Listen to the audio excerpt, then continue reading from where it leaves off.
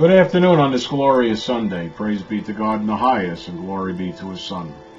As we continue our discussion on the topic of the book of Revelation, we're going to discuss in today's session the letter to the leader of the church in Smyrna that Jesus instructed John to write. This message is from Him who is the first and last, who was dead and then came back to life. I know how much you suffer for the Lord, and I know all about your poverty, but you have heavenly riches. I know the slander of those opposing you, who say that they are Jews, the children of God, but they aren't, for they support the cause of Satan. Stop being afraid of what you are about to suffer, for the devil will soon throw some of you into the prison to test you. You will be persecuted for 10 days. Remain faithful, even when facing death, and I will give you the crown of life, an unending glorious future. Let everyone who can hear listen to what the Spirit is saying to the churches. He who is victorious shall not be hurt by the second death. This message that Jesus is giving to John to give to the leader of the church of Smyrna is not just for the leader. It's not just for his congregation at that particular time. It's for all future children of God, not just Jews, but every single child of God that God created through Jesus, for Jesus. It's a warning, and it's also a happy occasion in the sense is that Jesus tells us that we will be persecuted, but to remain in faith. Okay, because all of those who were before us were persecuted, as was Jesus. And Jesus did tell us time and time again that you will be persecuted in my name for my sake, but remain faithful and be righteous. For you shall not die, but have heavenly and eternal life. He's given us the warning in the sense it's a good warning, because he's also telling us we have heavenly riches if we remain in that faith. He's also telling us Satan lost, as I've told you in my last posting the other day on Facebook.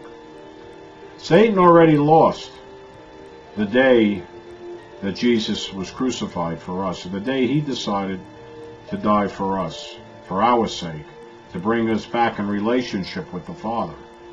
However, God already had this in his plan, but for this sake, in this sermon, it's a warning to stay faithful, that we do suffer tribulations.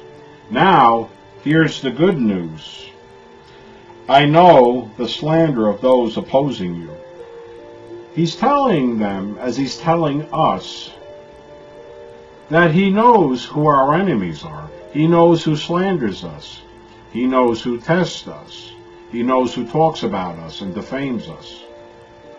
He's also reminding us that since he knows, he'll deal with it.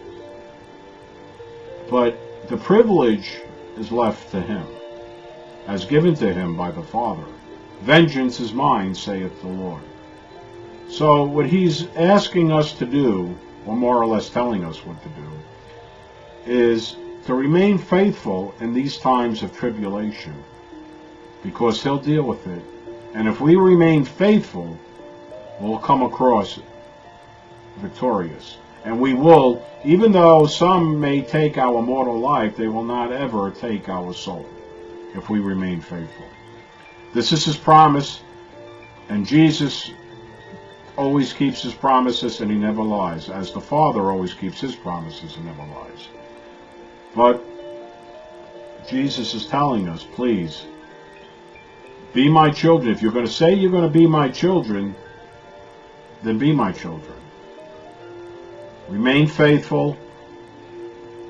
Deal with the persecution. And how he's also telling us in this letter to deal with persecution by remaining faithful The key word, faithful, is also in trusting in him and trusting that he will deliver on his word.